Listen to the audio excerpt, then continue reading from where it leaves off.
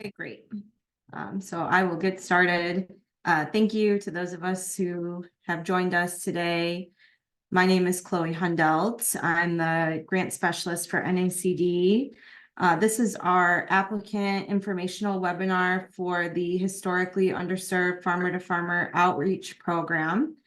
This is a program that is in partnership with the EPA Gulf of Mexico Division to reach Native American and historically underserved producers and implement methods to reduce non-point source pollution in the Gulf of Mexico. Just a couple of things before we get started. Please mute yourself if you are an attendee. We'll address questions at the end of the presentation. You can put those in the chat, or if you'd rather, we can speak them out loud when we open it up for questions, whichever works better for you. And this meeting is being recorded, and we will share the recording on the website as well as via email to those of you who registered after the webinar is done. So keep an eye out for that if you'd like to share it. Okay, next slide, please. What we're going to go over today, the welcome, you're in that right now.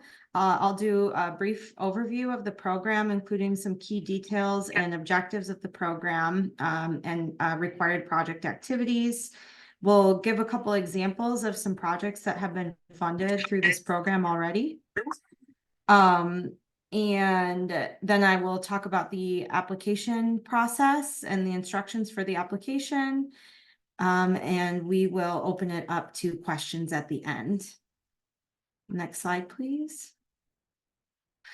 So objectives of the program, as I had said, this is a program that's administered in partnership with the EPA Gulf of Mexico Division.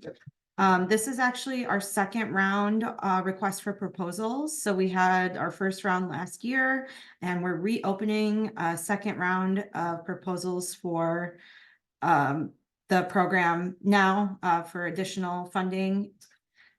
So the objectives of this program are to work directly with Native American or historically underserved producers on novel or innovative techniques that will reduce non-point source pollution and hypoxic conditions in the Gulf of Mexico, as well as increase the resiliency of those producers' operations. So this aspect of reaching historically underserved producers is an important piece to this program. It's intended to advance equity, which is one of NACD's broader goals, and as well as advance the current administration's Justice 40 goals, which is it a goal? It's a goal that the federal government has set out for 40% of their overall benefits of certain investments to flow directly to disadvantaged communities. So this program is part of that goal as well. Another objective of this program is to leverage local partnerships in order to increase knowledge sharing and collaboration within communities, producers in those communities, and also other partners in those communities. So partnerships are a very key part of this program as well.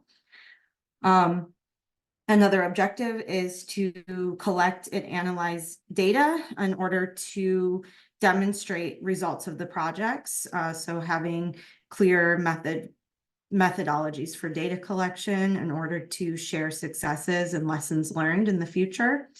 And that also leads into the fourth objective, to disseminate the results to the community to inform future conservation projects and expand the adoption of cost-effective and efficient approaches to reducing non-point source pollution.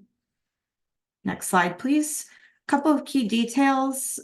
So this is a project or a program that has several partners that EPA is working with, including NACD. So you can see on this map here, NACD is the purple regions. WinRock is another organization here that covers the blue area. NASDA covers the green area, and then the Iowa Department of Natural Resources covers the orange area in the state of Iowa. So the EPA is working with all these partners to solicit proposals in the respective regions to achieve the same objectives of working with historically underserved producers on farmer-to-farmer outreach to mitigate pollution in the Gulf of Mexico. So the regions that are eligible, if you're applying through NACD, as you can see on the map, cover Texas, Mississippi, Alabama, and portions of Florida, Georgia, New Mexico, and Colorado.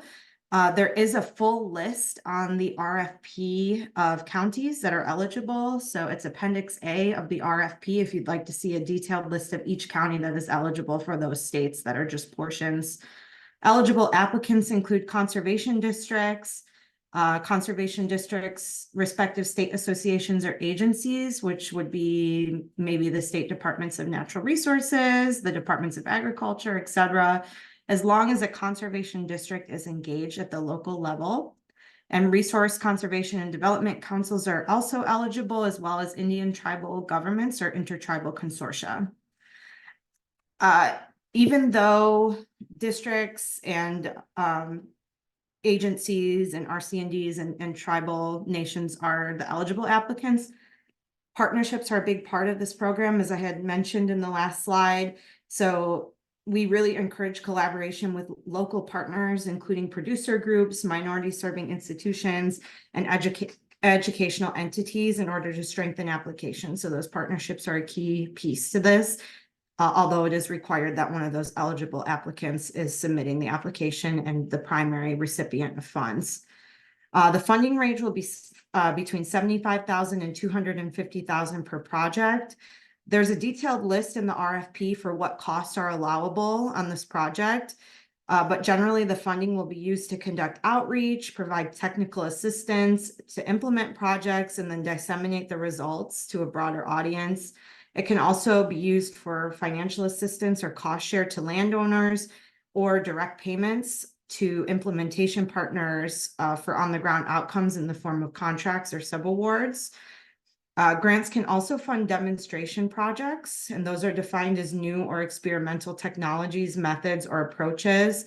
And the results of the demonstration projects must also be disseminated across a wide audience. But it's important to note that there should be no duplication of efforts funded by other programs. So if you're requesting funding for this program, it should not also be funded by another program. And then lastly, match is not required for this program, although if you do have any match to propose, that will be considered in the evaluation. Next slide, please.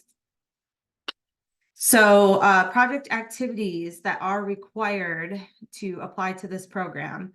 The application must include at least one of the following: water quality initiatives, habitat restoration initiatives, or sustainable forest management initiatives. So that can include, for water quality, it could be nutrient reduction through runoff treatment solutions, ground cover to limit erosion, planting field buffers, things like that. Habitat restoration initiatives could include riparian zone improvement, restoration or protection of wildlife corridors, partner easements, etc. And sustainable forest management initiatives could include utilizing sustainable forestry practices, improving sustainable forestry practices, or educating on those practices. There's a longer list of examples in the RFP of potential activities that could fall under these categories. And then, as I had said, demonstration projects are also allowed. And those would still fall under these categories, but they could be more new or experimental technologies, methods, or approaches to water quality, habitat restoration, or forest management. And again, those efforts for any of these should not be duplicated with another project that's being funded by a separate funding source. Thank you. So we do have a couple examples. These slides are going to be shared, so you'll be able to look into this in a little bit more detail. So I won't just read it word for word, but just to kind of give you an idea of what other projects that have been funded. So we had a couple of projects last year for our first round of funding from NACD. One of those was through the Guadalupe Soil and Water Conservation District in New Mexico. They're working on addressing degradation of the Pintado Arroyo watershed, providing educational opportunities to underserved producers in the area. In Marengo County in Alabama, they're working on implementing climate smart water, soil, and plant health monitoring activities, and they're utilizing UAV or unmanned aerial vehicle technology or drones. And then they're going to use that information to inform historically underserved producers of ways that they can reduce their input costs and increase their yields using that data that they collect. The WinRock project, this is for one of our partner organizations. I had mentioned WinRock, so it's in a region that is not covered by NACD, but it is funding tribal nation. So I thought it would be also helpful to share their example. They're specifically working with farmers that are in the tribal nation region, which covers areas in Wisconsin, Minnesota, and Illinois, educating them on regenerative practices, offering field days and hands-on learning opportunities, etc. So those are just 3 examples. There, you can reach out if you'd like some more information, but just wanted to share that so you could see what has been funded so far. Next page. So let's move into our application instructions. There will be a technical narrative required. So the technical narrative you can download now, that's available on the website, and there's also a link available in the RFP. So you'll use this narrative as the template. You can see there's some instructions on top. You'll keep these questions in the or when you fill out the narrative, you'll answer the questions. It's a 10-page limit. And once the document is completed, then you'll upload that into our electronic portal. So we actually don't have the application portal open at the moment. If you've been searching for it, we will have that open very soon, and we'll alert you when that is open, and it will be available on the website. But in the meantime, you can complete these questions because this will be the document that we will ask you to upload into the portal. And this is a good guidepost for developing your project. So that's on page 5 of the RFP if you want more details. But that's something you can get started on now and before we open that portal. Next page. So in the application, you'll be required to define your outputs and outcomes. So just to go over outputs and outcomes a little bit, environmental outputs are also known as deliverables. They refer to an activity, an effort, or an associated work product that will be produced. These outputs must be measurable and they have to be related to an environmental goal. In your application, you'll be required to list targeted outputs, the activities associated with each output that you're proposing, as well as quarterly milestones that will demonstrate progress towards your target. This is also on page 5 of the RFP if you want more details. Just to give a couple of examples, because we will require both technical and social outputs. For technical outputs, this could be number of conservation plans developed, number of practices implemented, number of acres of practices adopted, etc. Those are just examples. It's not limited to these.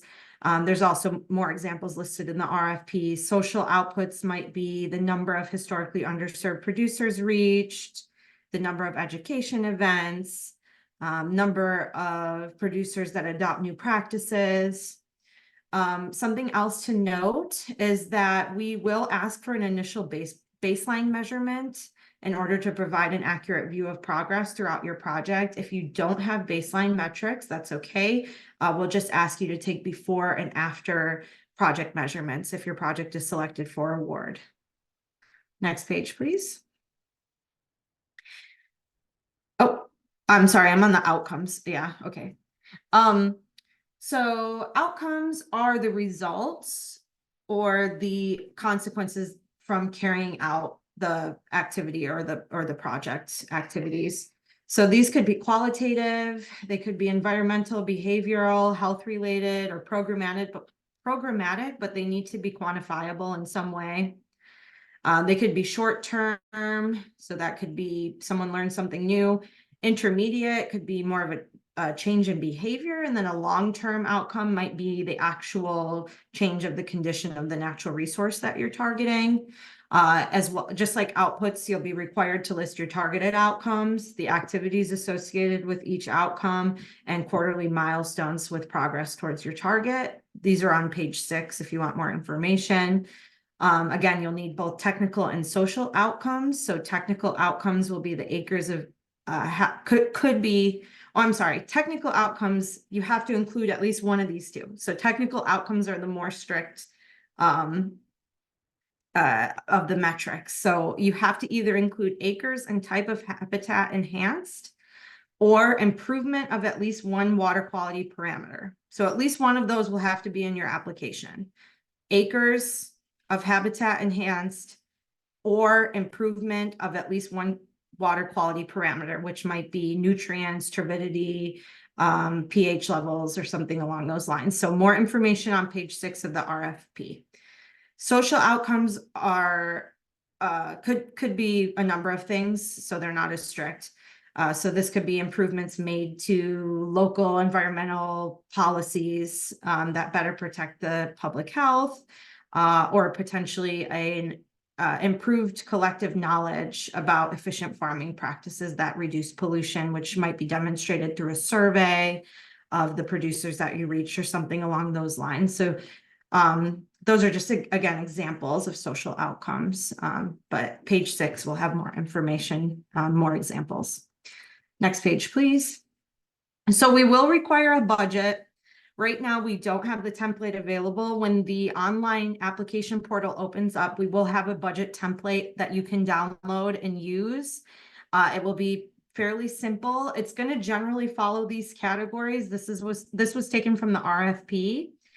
So you can start to plan now. What's most important is that we will be asking for a narrative in addition to the breakdown of costs, for you to describe the expenses that you anticipate for each category and line item, how you estimated the costs, and then how the expense will contribute to the project deliverables. Sorry, my cat. So you can start thinking about that now, putting together your list of expenses.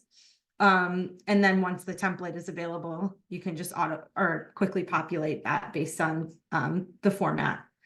And just an additional note is that if your project is selected for funding, we will be asking for you to estimate your quarterly cash flow needs. So thinking about what you'll need when you'll be spending the funds throughout the program life cycle, so that you can give us that information and we can kind of plan when we'll be dispersing funds to you for your project. But that's something that we can worry about later when the project is awarded. Okay, next slide, please. So I'll briefly touch on quality assurance. So as I had mentioned, data collection and monitoring is an important part of these projects, and that's the same for all EPA programs. NACD is going to hold the umbrella quality assurance plan. So we'll work with EPA and we'll have the umbrella plan that your projects would fall under. You will be responsible for describing your approach to data collection in your application for your outcomes and your outputs. And then if your project is selected for funding, we will work with you to finalize your data collection plan and your methods for data collection so that we can integrate that information into our umbrella quality assurance plan. So NACD will hold the plan. You will not be required to have a quality assurance plan. You will just be required to provide us with the information that we need in order to incorporate your data collection into our quality assurance plan. Next page, please. So this is in the RFP. I'm not going to read through these questions, but this will give you an idea of what kind of questions that we might ask if your project is selected for funding, about your data collection. So when you're thinking about designing outputs and outcomes, you can kind of think about these questions as well, to have a good idea of how you would collect data for your proposed deliverables.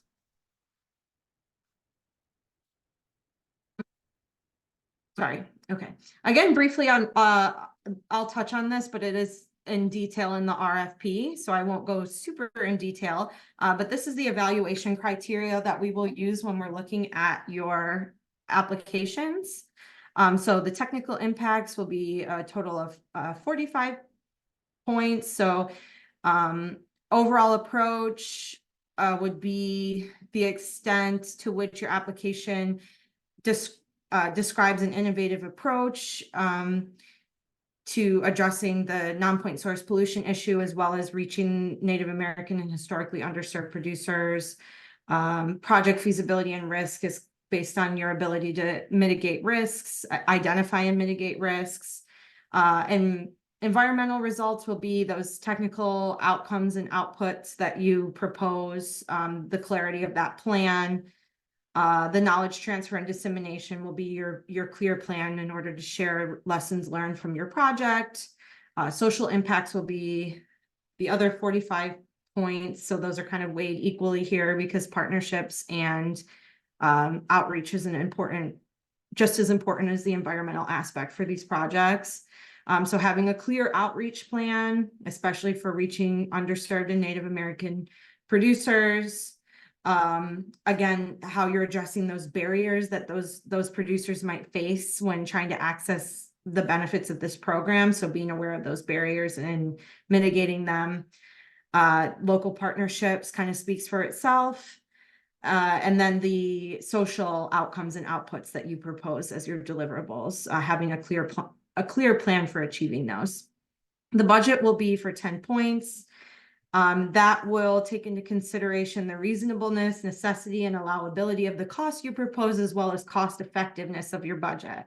And cost effectiveness will also consider organizational overhead. Like if you're taking indirect costs, we will consider that as part of the cost effectiveness of the project. Also showing that a majority of the funds are going to directly benefit Native American and historically underserved producers. I'm sure you're kind of sensing this theme. And then lastly, you can get extra points for match. So I had mentioned there is no match required. So you do not have to propose match for this program. However, if you do propose match, you can include that in your budget narrative, and that will be taken into consideration in your evaluation. There's a little bit more detail on the breakdown of extra points that you could get for proposed match. That's in the RFP. Next slide, please.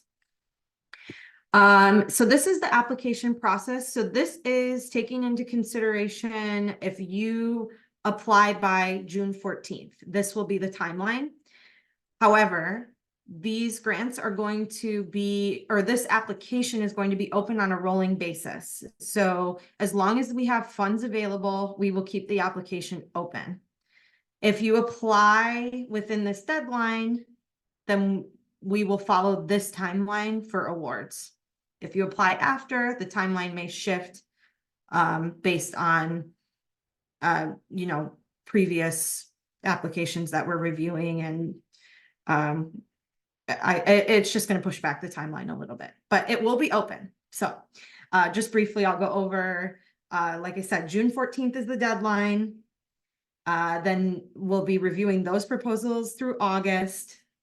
We'll notify you in September, and then final awards, award agreements will be out in the winter of 2024. And lastly, here is our contact information. Again, my name is Chloe.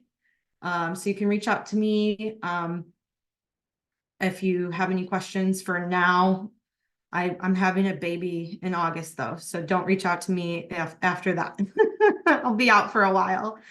So that's why we also have Chessa, who's our grants administrator, and then Kanesha, who is our director of conservation programs. So you can reach out to any of us, all of us. Doesn't matter. We'll be available to answer your questions. So I can take any questions now if we have any. It looks like Kanesha also put in the link to the website in the chat. So if you want to check that out, you can look there. Again, this will be recorded. We'll share it broadly. But if anybody has any questions for now, I'm happy to answer.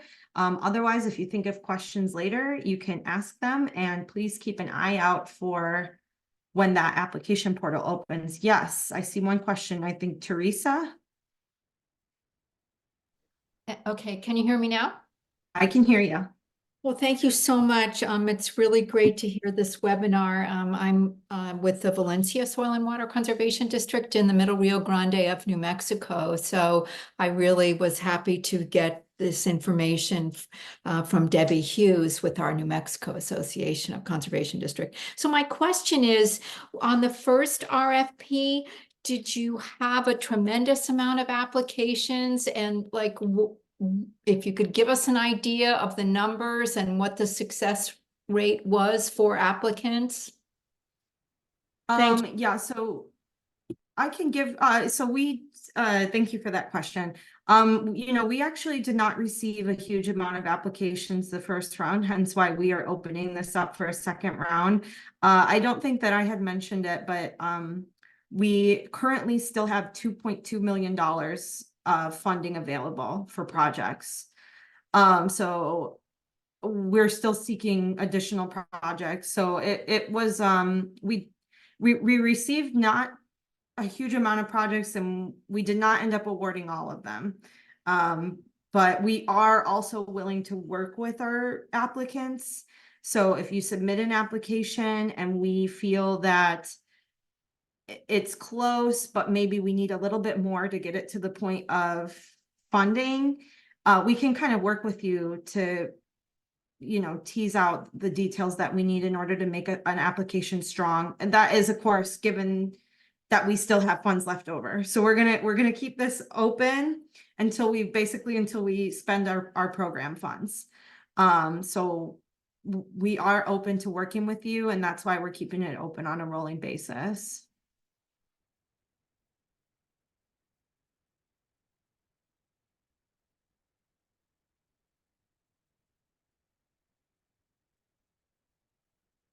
Yeah. Oh, sorry. I saw your hand go up again, but I don't know if you had another question.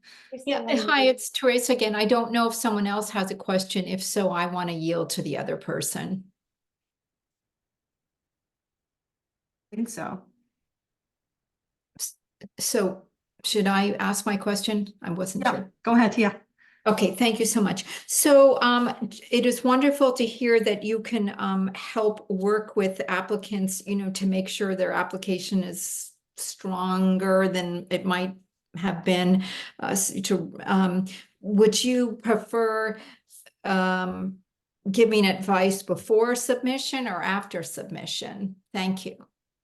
Yeah, before would be ideal. I mean, if we could get within the due date, obviously that's an ideal scenario, but understanding that there can be limitations in availability, but yeah, ideally before. And because it is open on a rolling basis, that can open it up to more opportunities to reach out prior to applying. And I think we'll be able to answer your questions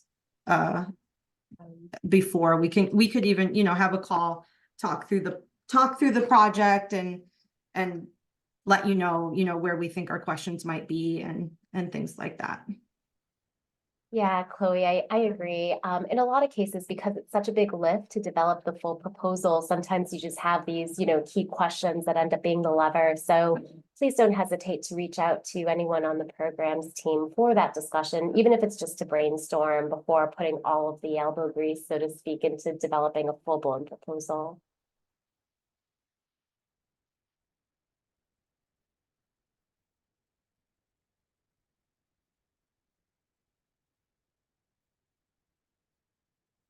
Are there other questions, either verbally or in the chat? Otherwise, we might be able to give you a little bit of time back. And I think you have all of the email addresses here too. And the entire team is here, as well as your region reps, to be able to support you and answer any questions that you might think of later on.